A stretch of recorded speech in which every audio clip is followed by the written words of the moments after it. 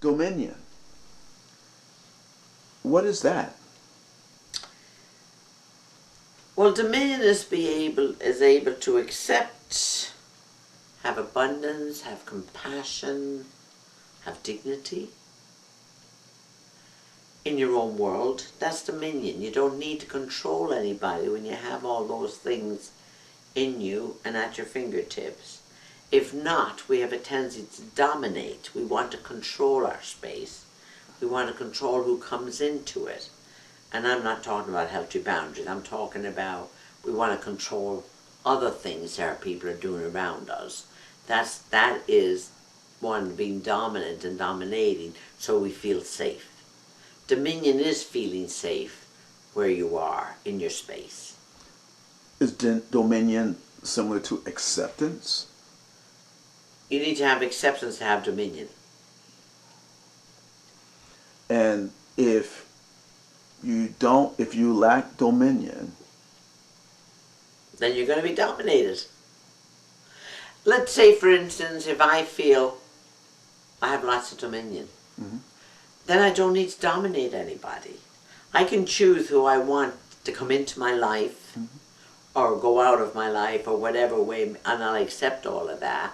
But if somebody knocks at my door, I'll answer the door and find out if it's somebody I want to come into my space, but they're not going to be threatening to me.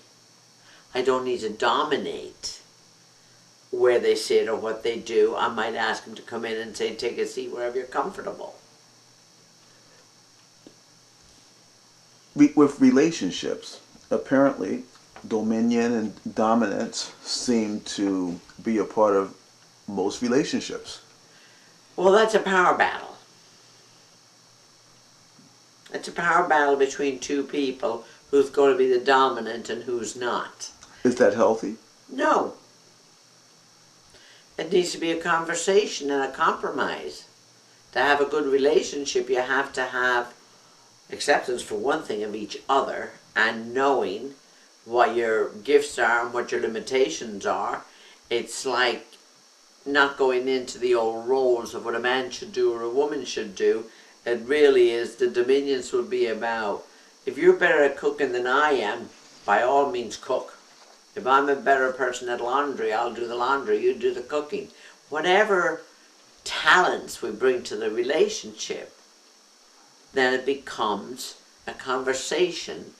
Who's willing to do what?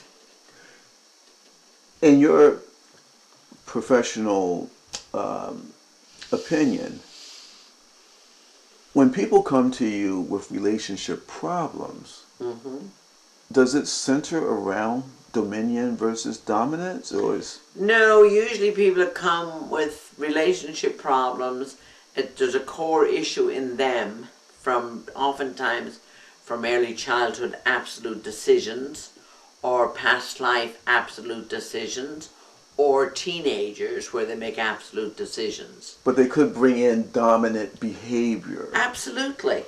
Everybody, if they think they're being threatened, will become dominant